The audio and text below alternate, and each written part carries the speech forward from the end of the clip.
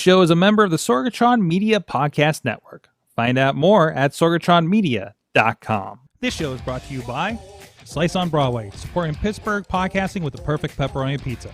Production services by Sidekick Media Services. And listeners like you, supporting us at patreon.com/awesomecast. I'm getting awesome, you're getting awesome, we're getting awesome, yeah, that's what I said now. I'm getting awesome, you're getting awesome, we're getting awesome, yeah, that's what I said. Nightmares I don't. It is time to get geeky, get awesome. It is the AwesomeCast. I forgot how to start the show. It is the AwesomeCast. I'm here in Sorgatron Media Studios in Pittsburgh, Pennsylvania, and I'm thrown off because my crew is back. Now, last week we had I considered it the giant size X-Men #1, where the normal crew gets lost on a living island, and you have to recruit a whole new crew to replace it. Last week, playing the part of Dave by Dave Podner was the part of our friend from Big Bank International, Esquire, gadget guru of the show, John Chilla. How you doing, sir? Good. How are you doing today? I'm bumbling all the stuff. Right now, but good to have you back. It's good to be back. And also, and hopefully we have more Ks, because we were updating the Zoom settings, and hopefully I feel like I can see so much more of your office going on. We see more of the iMac. We see all your pipes. So I got some big pipes. Yes, you got some big pipes over there. Also back with us last week. Her part was played by the Riz. Dutters is back with us. Hi, and you get to look at a blank wall because I had to move because of lighting. You got a nice void wall going on behind you. That's very John Oliver of you. Thank you. Very, I'm trying to, slowly move back in since Riz took my spot, Yes. Not being too exciting. So I guess exciting. Like we lost you at the last minute last week, but for good reason, because you are. Yeah. There's hockey nights in Pittsburgh again, and you are able to attend the hockey nights for work again. Yeah, so I was working the Pens game last week, which is super exciting. I'm so glad to be back and doing things, and they're gonna up the capacity, I think, here soon. So. Fantastic. Might be seeing more fans. A lot of good news. I know my schedule. It's definitely getting back to normal. If I've had to smooth over 3 conflicts already between now and September in my scheduling, so I guess it's getting back to normal. It really is exciting. I can't we're little by little doing a little more here in the studio, and maybe in the near future we can get back to doing couch things. That sounds wrong by itself, but I mean, having you guys here in studio. We want to look at my blank wall and Chilla's big pipes. Yeah, there you go. I mean, maybe it's more interesting. I don't know. They haven't seen the couch in a while, unless they watch Fishing Without Bait. So, but this is the AwesomeCast. You can check out everything at awesomecast.com, and you can please subscribe to the show on all your podcasty places. You can hit us up for any sort of inquiries over at AwesomeCast at sorgatronmedia.com. Tweet us at at AwesomeCast. Facebook page on AwesomeCast, as far as the Facebook group, where a lot of great discussions happening over there. And please subscribe to rate us on your favorite app, especially rating us, especially on things like the Apple Podcast app for sure. And of course, you can ask your Echo, ask your Google Home, or your recent discontinued HomePod to play the AwesomeCast. And of course, we're live every Tuesday at 7 p.m. Eastern on Facebook Live, as well as over on the AwesomeCast YouTube page, and over on the Sorgatron Media Twitch page as well. So you can go check us out on any of those platforms, whatever is more convenient for you to be a part of. And we're doing our best to try to keep an eye on all of the chat rooms, but of course, a lot of people hanging out. Like my mom is back in the chat room, you guys. Probably because she knew I was probably going to talk about the technology she gave me last week, but I did that on the Patreon. I'll send her the link. She doesn't have to sign up for Patreon. Speaking of Patreon and extra stuff you guys are getting, we've been ramping up the content going on over there, and you can go support the show over at patreon.com/awesomecast. Thank you to our friends at the Coffee Club level supporting this show: Matt Weller, John DeGore, John Carmen, Cynthia Klosky over at Shift Collaborative, and Scott McTaggart of the Pitchworks podcast. And at the fan of the show level, our buddies Michael Fedor, pgasmuseums.org, Professor Buzzkill podcast, and Dave Podner of the iPhoneography podcast. I think I got that word right. Let me know in the chat room. I'm trying to get it in my system. Anyways, you can support the show too over at patreon.com/awesomecast and help this show grow. So let's get into our awesome things of the week. Let's go first. Man, there's a lot of fun stuff here. Let's go with Chilla first. Are you with me? So mine is a product by, I think they're pronounced Genki, Genki. I think it is Genki. Yeah. I think I reviewed one of their devices. They had like a wall jack for the Switch that also did it was a USB-C, and it looked like a charging block, but it actually had an HDMI and USB port in it, and it was a very miniature hub for your Switch, where you could, pretty much, it would be like taking the dock anywhere with you. They started off on Indiegogo. I had ordered the device. It was delayed due to COVID, but they came through, and I take the thing everywhere with me, to be quite honestly. It is, even if you just want it for a charger, you can collapse it. They have come out with another device, and they are calling it the ShadowCast. It's pretty much HDMI male on the one end and USB-C on the other. And what it's meant for is pretty much anything HDMI, including the Switch. You plug it into the Switch hub or into their other device, and then plug the USB-C cord into your laptop, whether it be Mac or Windows, and it makes your display on your laptop a display for the device. They've also built in streaming capabilities to it, so it works with things like OBS, Twitch, XSplit, Facebook, pretty much anything that would take like a webcam source. I'm thinking it would probably allow you to broadcast the thing right over Zoom like it was a webcam. Mm-hmm. The other thing is, the interesting thing is, I found it when I was looking for some other stuff for the Switch, but it works with pretty much anything HDMI out. So I think they promote the Switch because the Switch is pretty darn portable. But if you wanted to use it with your DSLR camera, if you wanted to use it with your PlayStation or Xbox or Raspberry Pi, whatever you wanted to, it would allow you to bring that in to your computer. And they also have an app called the Arcade app, where it'll display whatever you're pumping out the HDMI as well. Like I said, works with Windows 7 and above, Mac OS 10, 12 and above, and it only runs about $39.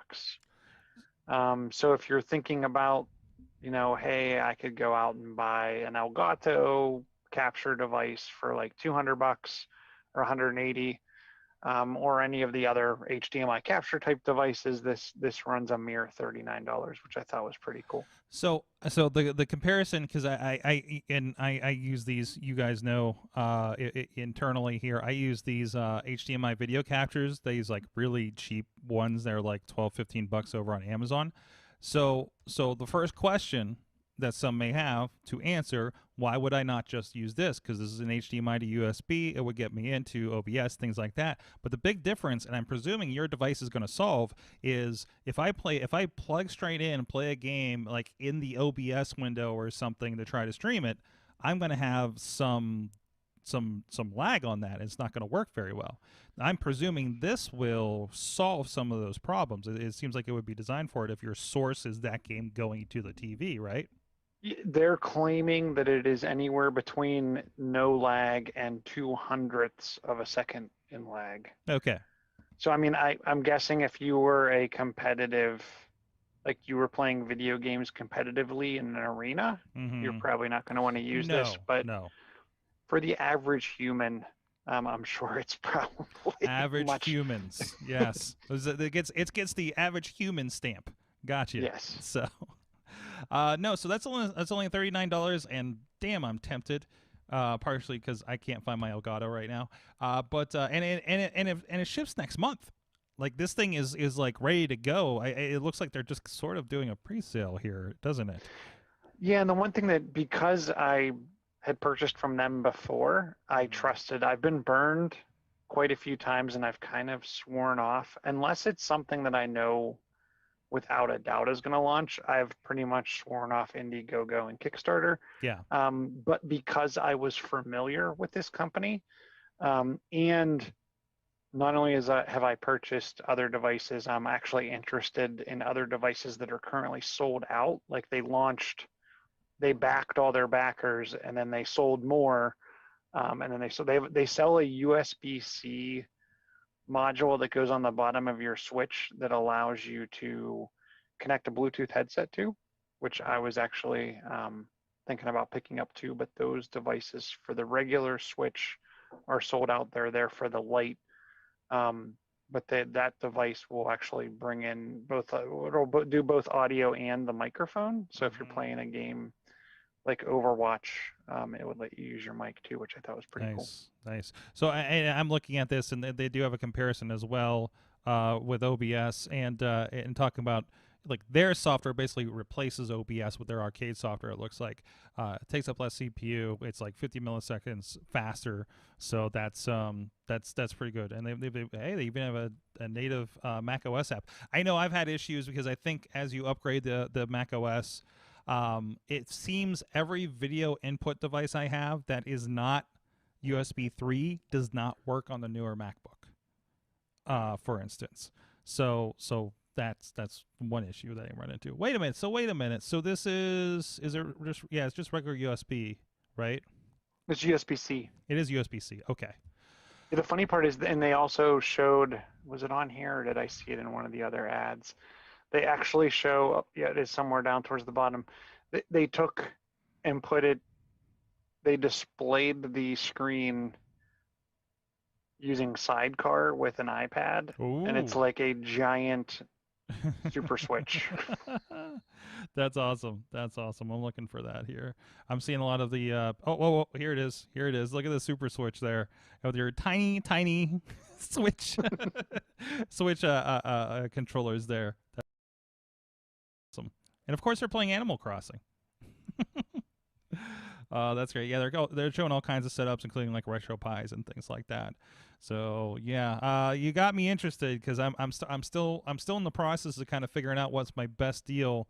I have an older computer and all my old retro consoles in a room, and I need to do the connections and so I can just kind of switch through them and just say, hey, I'm going to play some PlayStation, I'm going to play some NES, kind of thing. So I'm trying to rewire that so I have a nice little like place to kind of plop down and hey, we're going live kind of thing at home. So for fun old school gaming. So all right, Katie, let's go back to the 90s. Some flashback stuff here in a moment.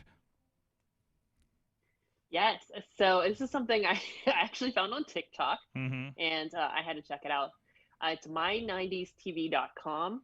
And what it is it looks like a tube TV, and you can select between like cartoons, comedies, you got a whole bunch of options, game shows, music, news, soaps, trailers, sports, and you can essentially, you pick a year to the bottom of the screen in the 90s, and then you pick your categories that you want, and you flip through channels, and you can watch what, it's fun because it seems like it's a YouTube curation place.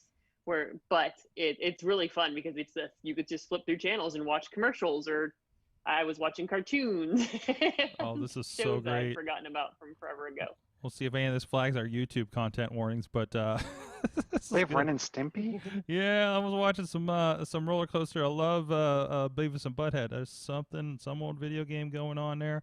Katie, were you listening to the wrestling show a couple weeks ago when I said I want a USA Network 90s era station that just played No. like stuff USA Network would have played like Cartoon Express, Mortal Kombat, and Street Fighter, and we have a gag about silk stockings because that's something that they always advertise after Monday Night Raw, or La Femme Nikita, or Pacific Blue, or anything like that. Like, I just want to just drop in and just chill in that era, right? Yes. Yeah, So now you can. that's cool. And I think we've seen iterations of this before, right? Like, and I'm sure they get broken as things update and things like that. But no, this is really cool. So I see there's an 80s and a 70s edition as well. Yeah, so if the 90s aren't far enough back for you. Yeah, if you really need to pull in back in time, why don't you flip through here and see what's going on?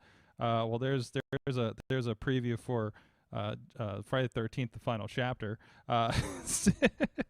So no, it's pretty cool, and I love the transition. Some Weird Al Yankovic. I love the transitions here too, like the phase in and out that they're doing. So some boy snow, George. which Yeah, snow. What's that?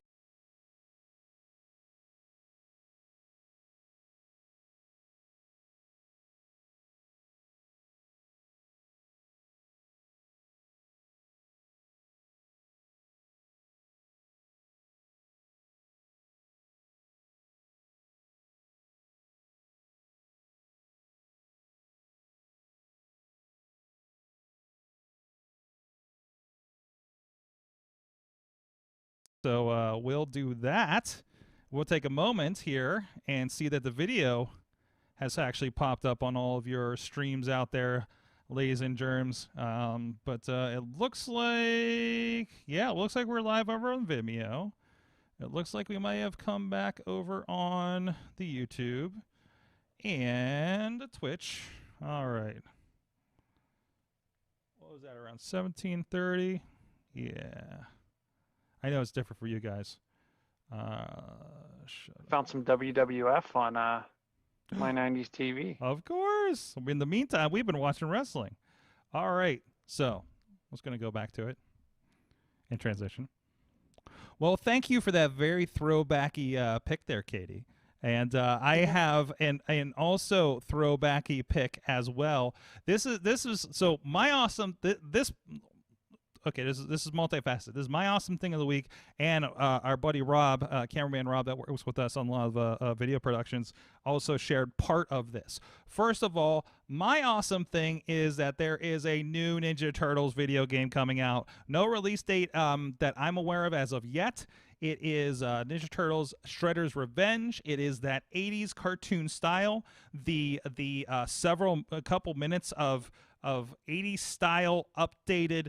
April's doing karate moves, you people. This is great. It's just very updated 80s style Ninja Turtles, and of course the game itself is going to be very, again, that 80s 90s economy beat 'em up arcade style of Ninja Turtles that I love. When I've been playing the Ninja Turtles Rescue Palooza fan game, and it looks like, oh, it's that, but won't glitch as hard, hopefully. It's by Dotemu, who has been doing a lot of the retro. I think they just did it's the same people that did the Streets of Rage 4, which I finally finished, by the way. I said it to online and said, hey, it got somebody on that actually knew how to play the game, and they helped kind of carry me through the rest of the level, so it was great. I'm completely up for this. Just picked up the re-release of the Scott Pilgrim video game. I just love these, like, this 80s throwback stuff. But on top of that, if you may, I believe that trailer does have the old school theme song, but that theme song is actually sung by Mike Patton of Faith No More, doing his rendition of it. So all of the 80s, 90s nostalgia wrapped all into this thing. Again, no release date, but you have my Ninja Turtle money. But no, I'm looking forward to that for sure. You guys are Turtles fans, right? And in fact, where were we? We went somewhere. Not last summer, the summer before. It was in upstate Michigan, and I went actually to like a retro arcade bar, and they had the old 4-player arcade Ninja Turtles game. Oh, so always so great when you can find one of those somewhere. I would always find the one and play it every year at Retro FX or Replay FX here in town. In fact, you ever see the 6-player X-Men one? When I visited our old friend Veronica out there in San Diego several years ago, we found one of those in their local barcade. So no, that's the golden age of arcades for me. You know, is it the Street Fighter and Konami beat 'em up style games were like the highlight of that era for that. That's of arcades. So Katie, you looking forward to this one? Yeah, looks like a lot of fun. It was really funny because speaking of 90s, I started rewatching Blossom because it's on Hulu now. And they were talking about the Ninja Turtles movie, and Joey was commenting about their acting abilities, the Turtles' acting abilities, and except for Michelangelo because he was pretty much just playing himself. Mm-hmm. Mm-hmm. So, funny you say that because I was watching something. I got the month free for Paramount Plus, and they have a Console Wars documentary on there. And it's mostly directly about Nintendo versus Sega. And they talk to everybody that was in charge. It's fantastic. But they talk about, I think it was the Nintendo. No, was it Sega? Was it Nintendo? One of them had Dustin Diamond and Joey Lawrence as their like celebrity presenters for the games. I think it was Sega. Whoa. Yeah. And they made a big deal about like we really couldn't afford A-list celebrities. Well, we could afford teen heartthrobs. That's all they needed. That's all you need. That's your demo right there, guys. No, it was it was really well done because I started watching, and this is like a professional documentary, but I've been watching so many Video Game Historian and Toy Galaxy like YouTube documentaries that I wasn't ready for a professional one. And it just like still felt like the same thing.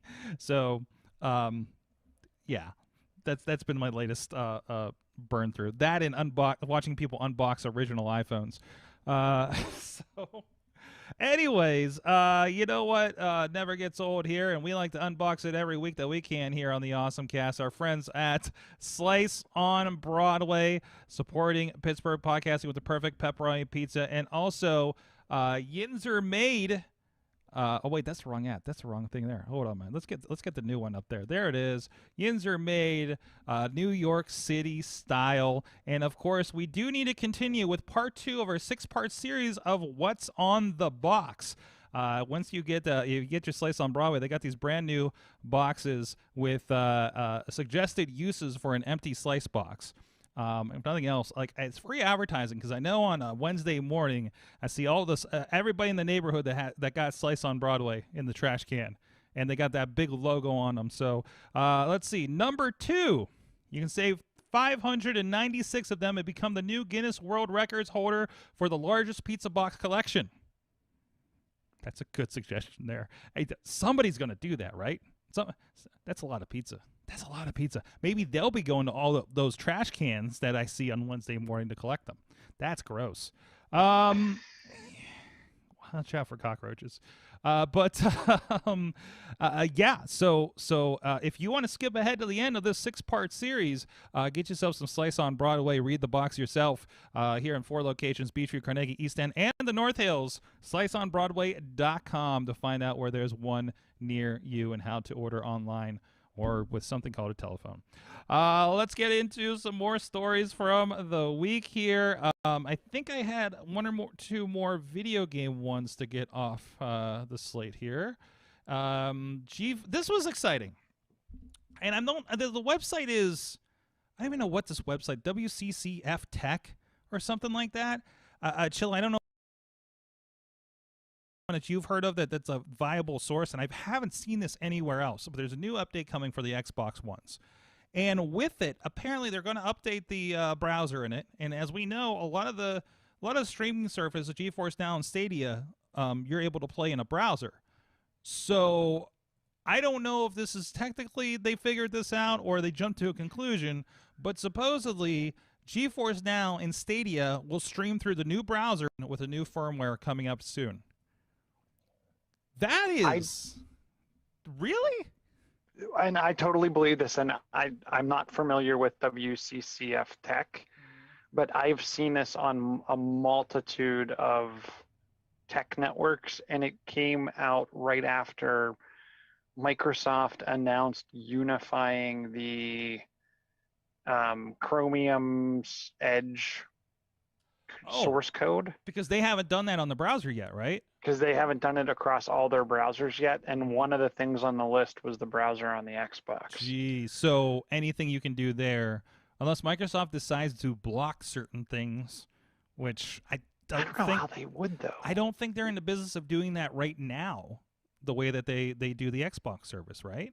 And why would they? Yeah, but man, if that means I can pull that stuff up right on my Xbox after I'm done playing my latest round of Rage 2 or Borderlands on there to play like that, like my, oh, it's not Stadia. I have one game on Stadia, and that's that Dragon Ball Z game from like 5 years ago. So I still have something to test with it, right? But no, like I got like 70 games on the GeForce now. Like they're getting a lot of my Steam collection in there. It's exciting. So, but you're telling me I can throw that on the TV? I am in, and I got my Xbox corded into the to the router too, so it should be even better. So, but Oh, I wonder, like and I apologize because I haven't. I don't use the Stadia or GeForce Now or anything, but like Stadia, you needed a Stadia controller. Do you need? No matter what, do you need a Stadia controller? Like, I'm guessing you still need. You can use anybody's controller. The Stadia controller was specific if you wanted to use it on a Chromecast. Because there's okay. no other interface, right? And then you sync it with the Chromecast and things like that. It was ideal because it was over Wi-Fi and it's supposed to work better. But no, I app on my iPhone and use an Xbox controller. It is not a problem at all. Just don't use the SteelSeries gamepad when you're trying to stream Xbox or Stadia games, because it doesn't have enough buttons. It has all the regular ones, but there's no start and select button. There's just like a menu button, and it doesn't know what to do. So I literally lost half the functionality when I was playing Destiny 2 on one of the platforms, like one of the probably my iPhone or my iPad, right? So be careful with that. Like get an Xbox or a PlayStation controller if you're going to do these kinds of things, right? The SteelSeries was from back when, you needed a special. Yeah. I can't remember what the kit was. They have home kit and. Yeah, like gamepad kit or something, right? Yeah, it was like one of those. It was like some kind of something kit. It's still great to play my Lego Brawls on Apple Arcade on the TV. That's still fantastic. But yeah, just be careful you're playing something that's not meant for Apple.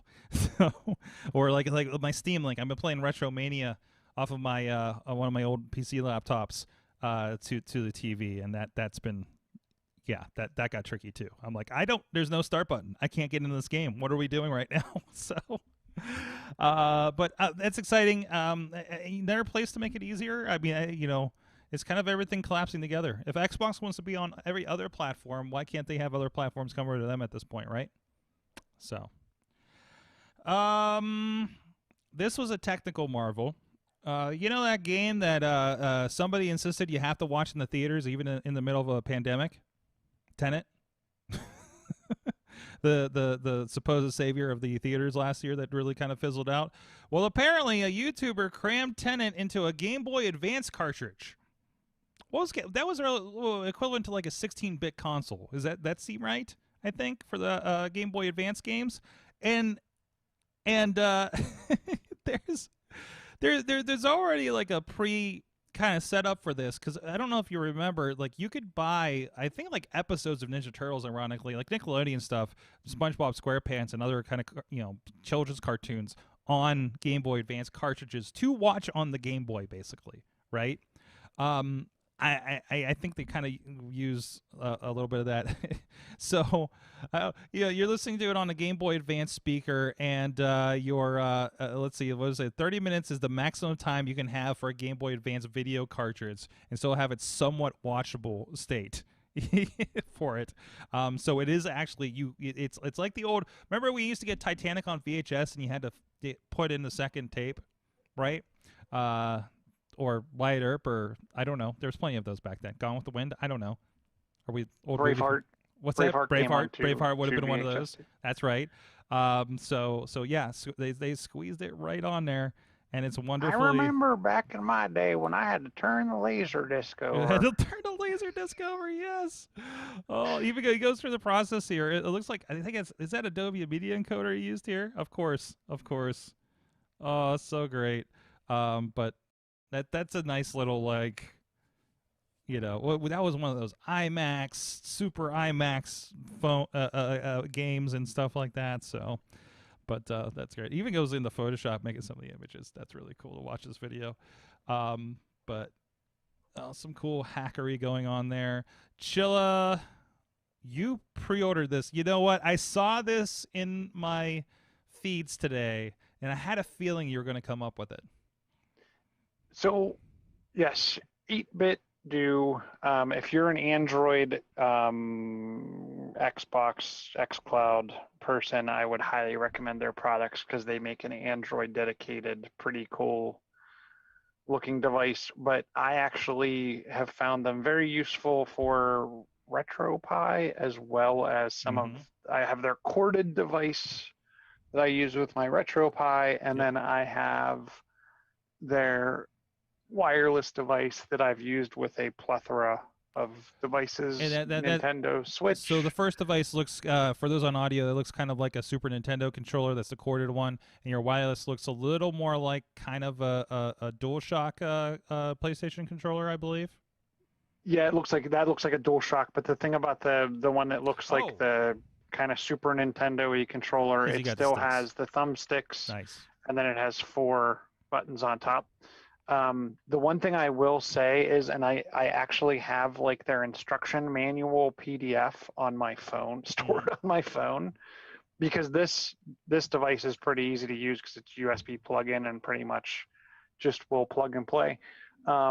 The wireless one, you kind of have to like tap this button and then hit like A, B, X, or Y, and it will it'll set it to like iOS mode or Android mode or Nintendo mode or Switch mode, whatever.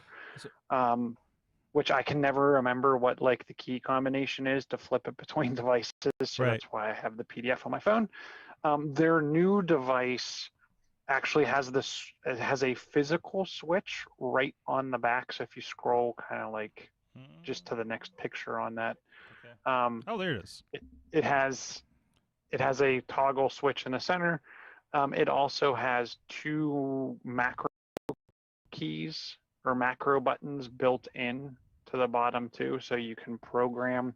Kind of the one where your hand is going to wrap around the grip, and then like where your kind of tips of your fingers are underneath the controller. That's where these like buttons would be on either side. The other cool thing that I've noticed is they actually update the firmware in their controllers. So you can plug these into your computer. You can reprogram them. You can update the firmware. The cool thing about this newer model is you don't just need their application on your computer anymore. You can take it with you on your phone, which I thought was pretty darn nice. So you can.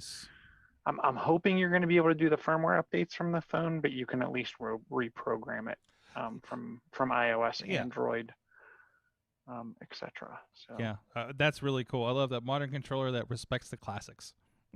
So, and that reminds me, like that Switch, right? Because there's I have a couple of the Logitech, the blue controllers. I can't remember the number of them, but they're corded controllers. Just so I have a couple for mostly bought for the RetroPie situation, but X and D, like a digital and an Xbox mode on them too, for depending on how you need things to detect.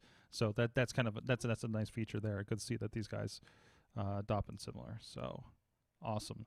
So let's see what else we got here. Katie, what is Instagram up to? Ooh, Instagram is adding some new teen safety tools to compete with TikTok. Yeah, safety is very important. Good. But yeah, I didn't realize it's this kind of, I don't know, like, so this is like, I like a couple of the things they're rolling out, but like a couple of them were like, oh, how's this is a thing. It's a little bit challenging to update the privacy settings, but you are able to essentially with teens, they can only be DM'd. You can have it so that it only can be DM'd from folks that they follow, adults that they follow. I think one of the cool things is there is a tool that they'll get a notification that says that an adult is exhibiting like suspicious behavior. Like maybe the adult is sending a lot of friend requests to a lot of different people, or messages to users under 18. So it'll allow them to block these particular adults if they like, it seems unsafe. There's also, and part of that is like when they do that, they'll give you a safety notice and things that they can do. They'll restrict, they can report or block them, and it lets them know that Instagram doesn't tell them that the person that they're blocking that this is happening. There's also some basic safety things like don't feel pressured to respond, only share with people you trust, and your safety comes first. Just kind of little reminders. But they're trying to make it more difficult for adults. They're also trying to make it more difficult for adults to follow and find teens on things within the Instagram app, like Explore and Reels, which includes not suggest, like in your suggested user section, not having teens show up in there.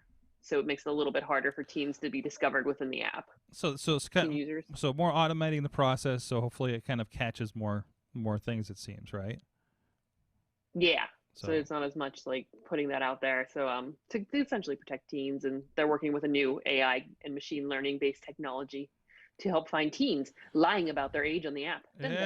Yeah, that's a concern, because I mean you're not going to stop them, right? So what can you do to kind of like mitigate it a little bit, right? So it'll be interesting to see.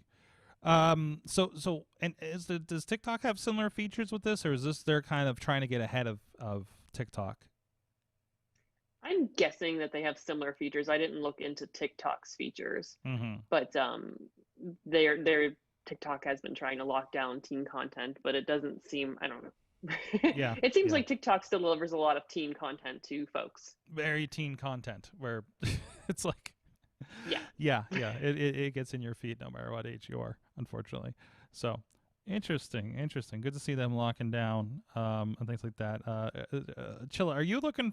I don't want to say looking forward, but obviously your kid's already online with things like Roblox with other people and things like that. I'm gonna say, are you dreading the day that you have to like watch their social media intake? Yeah, I'm not even interested in, like, I like the fact that we're on the iPad. Yes, he's doing some multiplayer gaming. Our reading skill isn't even that high yet, and the fact that most of the games he plays has no voice component, so there's not even an opportunity to do kind of voice chat. I'm not looking forward to any of that. In fact, Roblox announced that they were talking about adding voice chat in, and I'm like, well, if it never came to the iPad, that wouldn't be that bad. Yeah. But yeah, I'm not looking forward to that day. Those conversations. So, well, another social media that's taking on privacy. Clubhouse is also taking on a little bit of privacy as well with their drop-in audio chats. They're also starting and Katie, you have marked here even another article about them starting a creators fund for a program to help creators use the app and a fund and things like that too. I gotta say, I honestly have not dropped into Clubhouse for several weeks at this point myself. So, but I mean, they're still kind of rolling along there, aren't they? My computer froze. Oh, your computer froze? We can still hear you. We got you. I know. Can you? Oh, good. My volume's on. Okay, so I hit the apple in the corner, and like that menu has popped up. Okay. I saw your note about the HD, and I was like, maybe I'll fix it. And then it's like it's still sitting there, and I was like, I couldn't tell. I got the spinning beach ball, so I couldn't tell if I was actually, if you could hear me or not. Okay, that's fine. We can hear you, but your video froze. Yeah, your video's definitely frozen. Oh. So. You can hear me. Well, hold on. Let's transition over to Clubhouse, and we'll have no problem with this. But you said you were looking at like you had an article in here about the Creators Fund as well. Yeah. So TikTok is or TikTok, Clubhouse. Oh my gosh, Clubhouse yes. is. we're doing really well today. Fantastic. Clubhouse has Best show ever. Clubhouse has a creator first, like it's called an accelerator program, Mm-hmm. and they're talking about some of the great shows that have come out of this, and they're willing to do, like Clubhouse is willing to do to help you, create your best show, is they'll give you the right equipment. They're talking about iPhones, iRigs, AirPod Pros, Android's coming soon, working with the Clubhouse team, matching you to guests and talents for your show, helping you promote your show with creative assets, building in your audience, ensuring you're financially supported by providing a monthly stipend, Mm-hmm. matching with brands that can give you things that would work to turn your idea, make it profitable. It is an application process, and it starts today, and everyone is welcome. The deadline is March 31st. So it's really cool because it sounds like you're just gonna be pitching your ideas and what you can offer the platform, and they're kind of supporting you monetarily. Interesting. I'm curious All to right. see. Mm-hmm. Remind me, I got something I'd like to pitch to them, because I have an idea that I've been wanting to do, and I've been looking for a platform, and if I can get some assistance to float that, maybe. Circle back a little bit on the privacy issues. I'm sorry, I realized in the jumbling I forgot to disclose what they were doing. So updates that they're doing as far as that goes. Link sharing, you can now share a link to your profile or club. I know I got a lot of stuff popping up for these pro wrestling clubs, chat clubs that I joined. Language filtering, they'll learn what language rooms you tend to join and filter the others. So if you don't like lewd sounding rooms, they'll notice apparently and keep you from them. And you can also invite via phone number, because they really want you to open that phone number contact list up on your phone. But no, yeah, you can invite them from by typing in a phone number on there too. So it's evolving. Man, I really think Twitter Spaces is going to eat their lunch here in the next couple of months too. So, and I'd love Katie's opinion, but she definitely dropped back out to fix her connection here. So, I mean, Chilla, have you seen any of these? You don't spend a lot of time on Twitter though, but have you seen any of these spaces pop up in your up top where your fleets are hanging out up there?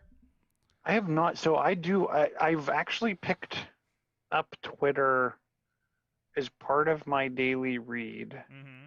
Again, Your daily I'm read. back. I'm back on. Got to cycle it in. It's actually because there's a couple news items that I read that's the only place to get them. Okay. To the point where like I actually have them, like the alert set, so I get a notification message that, hey, this person or this account has posted.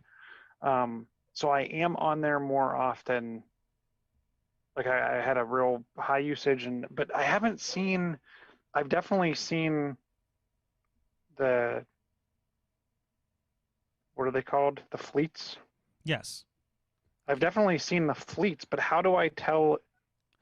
Does it look different? So what you'll see, and this is only on your phone, and I think they've opened it up on Android as well. Up there where your fleets are, and let's see if anybody's live right now. Maybe we can show it.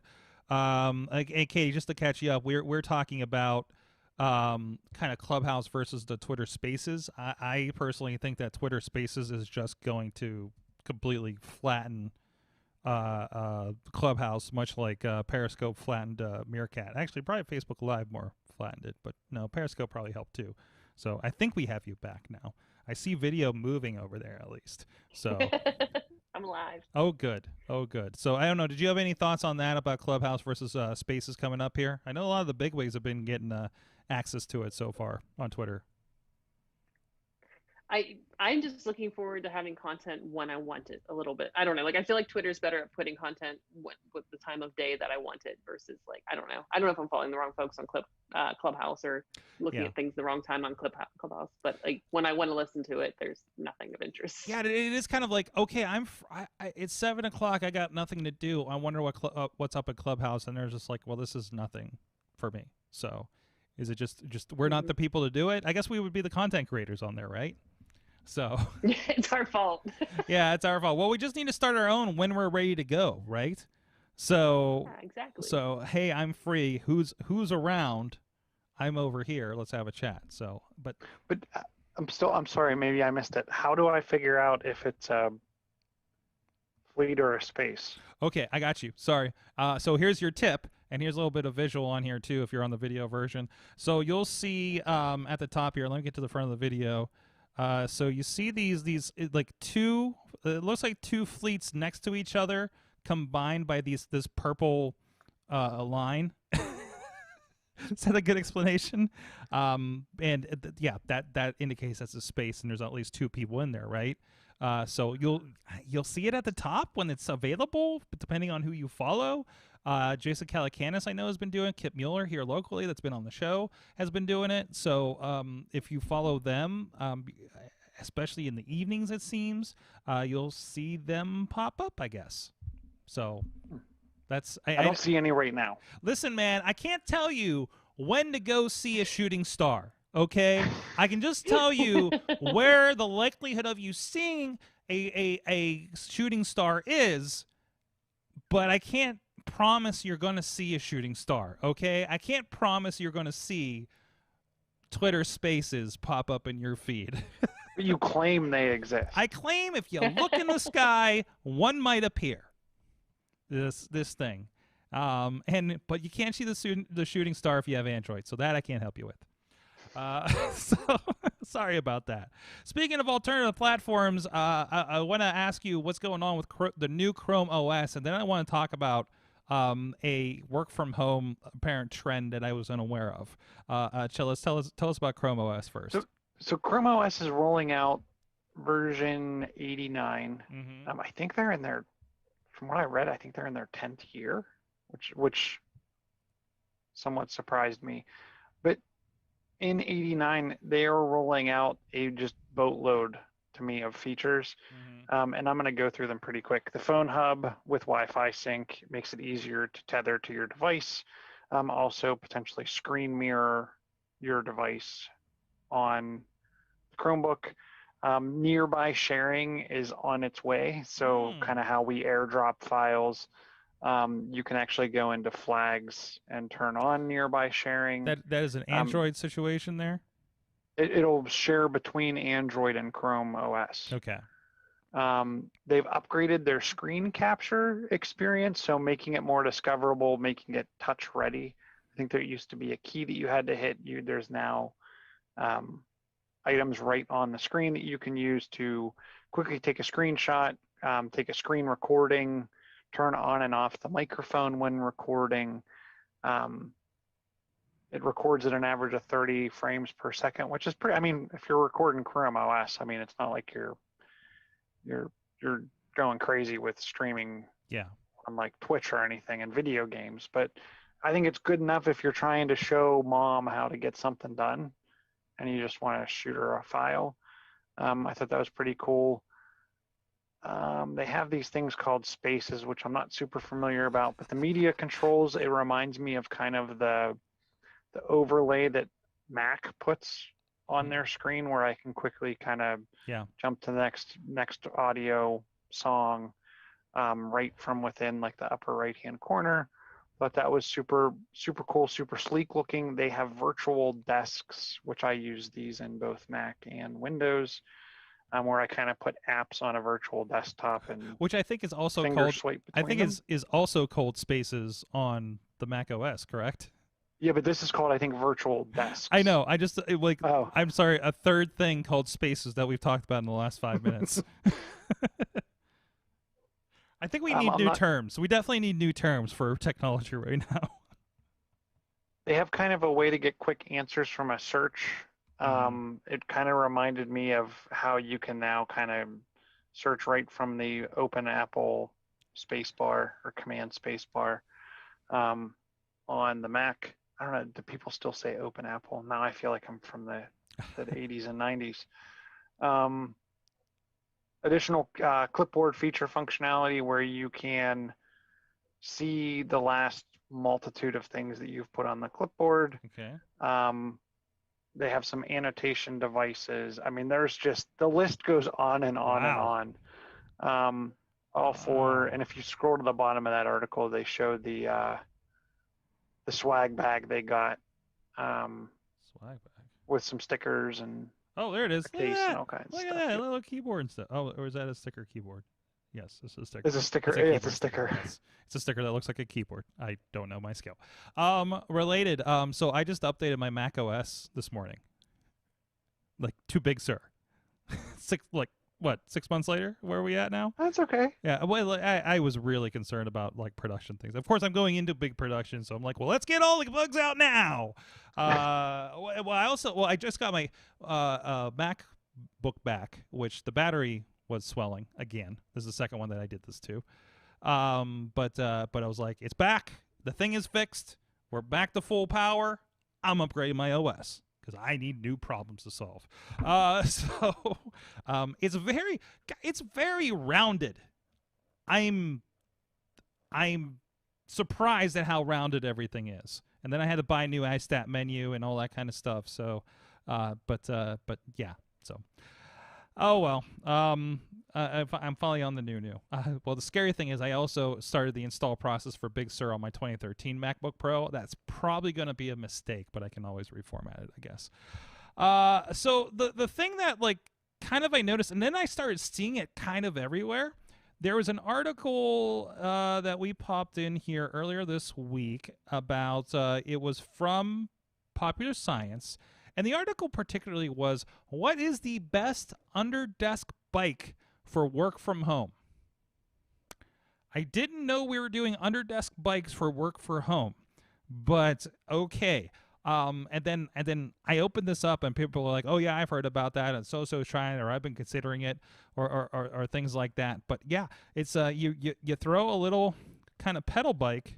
Where are the pictures at? There you go. Under your a desk cycle is one of them that they recommend here for your at-home desking. I presume we don't do this on the Zoom call necessarily.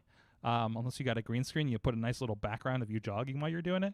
But I mean, it's going under your desk, and I mean, even like right now, you're only getting me from. Yeah, you could be doing anything. I could be doing anything down here. You don't even know if I have pants on, No. let alone if I'm riding a bike. You could be putting in the miles during this show. You have no idea. Same with Katie over there, right? You have no idea. No. There's all kinds of things. Animals, all kinds of stuff happening. over here. Animals. Exactly. Well, and I've seen people, and I mean I've seen people on like a desk treadmill type thing. Oh wait. Here's one right here. Yeah, there it is. This is the. Well, that's still a bike. I'm talking like this was like a treadmill with a tabletop attached. Oh yeah, treadmill. Okay. Wow, listen, man. When I'm doing my Fitness Plus treadmill exercise, I'm already trying not. I was trying to rearrange things because I'm like, I'm eating too much breakfast before I get on the treadmill, so I need to have a coffee, go on the treadmill because I have to have the coffee first. Because if not, I'm gonna fall off my treadmill because I just woke up, right? Like you can't add more things to that. I'm going to end up in the hospital, Chilla. I just picture you like rolling out of bed with like a Keurig on the nightstand. You sip your coffee before you even get out of bed, and then like this would make an amazing TikTok. I'm going to be putting a Keurig in the hallway upstairs. No, because you need to put the treadmill next to your bed. Next to my bed. Oh, it's not in the same room. So, I mean, it's next to you wake. It automatically pours the cup of coffee. You take the sip, and then you swing your legs out where you would think the floor is, and you're on a treadmill, and then you just start going. Yeah. These are fantastic ideas. Maybe there's Keurig at the end of your treadmill, so you have to walk on it. Oh, to get to the Keurig, so I drink the coffee while Emily is yelling at me and singing along to that Fast and the Furious song. Trying to get me motivated on the treadmill on the Fitness Plus, and then I'm drinking coffee. Now I'm in danger of scolding myself while exercising and then still falling off the treadmill. So I don't know. Either way, that Keurig's probably going to have to move. Like I feel like we're dangerously rolling into Foreman Grill in bed so he can have toast in the morning or bacon in the morning.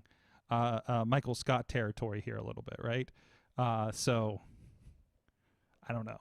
Can I put the Keurig in the bathroom? Is that weird? That's a little weird. No, I don't want to do that. Why is it weird? That's not too weird. Do you want to poop next to a Keurig? I'll say it. Well, no, but I Do don't you know. want the Keurig? Do you want a Keurig next to where you poop?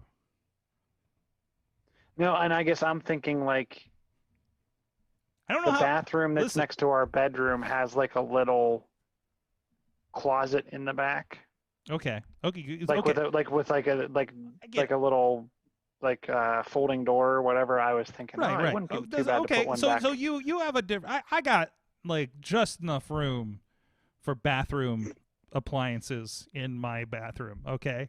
I don't have a lot of room for that. It's just not going to work. So, no. You got me thinking about this though, Chilla.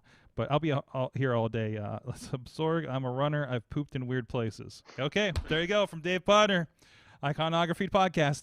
That's your plug. Oh boy. Either way, I just need to solve this problem of accurately making sure I work out every day and get my coffee in the proper order before. But you got me thinking. A lot of new ideas today. But do I get a desk bike? So to me, my favorite was when it was before we had the Keurig, and we always used the a percolator. Mm-hmm. And we had a percolator on a remote switch down in the kitchen. So you could literally, back when the X10 before iHome and before any of like the cooler, more current home automation stuff, we had an X10 outlet thing down in the kitchen, and you would wake up and you'd reach over and hit the button, and it would turn on the old school coffee pot percolator, and it would be ready when you got downstairs. Oh, one way or another. So, all right. Before we talk about poop again, we should probably get out of here. So first off, Chilla at Chilla on the Twitters, of course, to ask him where he wants to put his Keurig. Where? Yeah. Well, let's talk about where you want to put a Keurig. Yes. Now I'm wondering, do they have a HomeKit enabled Keurig? I gotta talk to you about my home stuff if we have time afterwards, because I'm impossibly irritated at my home devices right now. But I guess it's par for the course for what it sounds like. But anyways, also with us, Katie at KDutters on the Twitter and other places on other platforms talking about things. I'm trying to remember. Talking about stuff. Kate Marie PGH. That's right. A lot of we're back to we're back to the arena picks when you're going in there for work. Yes. Yep. See what it looks like with only a handful of people. Then it's fun. Yes. Realized my mother just heard the whole Keurig and pooping conversation that we just did in the chat room. So that's exciting. Well, I think yeah. Maybe I feel like Chilla's home device. I think a Nest Cafe seems like it would be trendy and fancy enough to have a home to work with your home devices. Did you say Nest Cafe or Nest Cafe? Is that Nest Cat? It's like the one with George Clooney in the ad. Wait, are they the fancy one? Aren't they Nestle? Like, I didn't think they were the fancy one. I thought they were the fancy one. Yeah, I mean, they're no Starbucks. They're no Dunkin'. Right?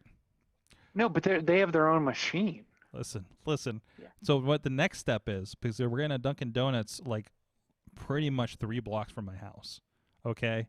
And the perfect spot that I can just drive down the one side on the divided highway, pick up through the drive-through, come back up and up to the studio here, or maybe back to bed, who knows? And I just need something that just kicks in that order. That might be my new Keurig. But anyways. Guys, thank you so much for having fun with us and in the chat room, joining us in the chat room. We had a couple issues here. I think I'm kicking something in the studio here. Didn't get reconnected appropriately after Seven Springs. But thank you for rolling off so you can see this. Warts and All live every Tuesday at 7 p.m. Eastern on all of the AwesomeCast video social media platforms. And of course, if you haven't subscribed, if you're listening to this on the podcast, you have no idea anything happened. So don't even worry about it. But thank you, everybody. We'll see you guys next time. You've been our awesome audience. Have an awesome week.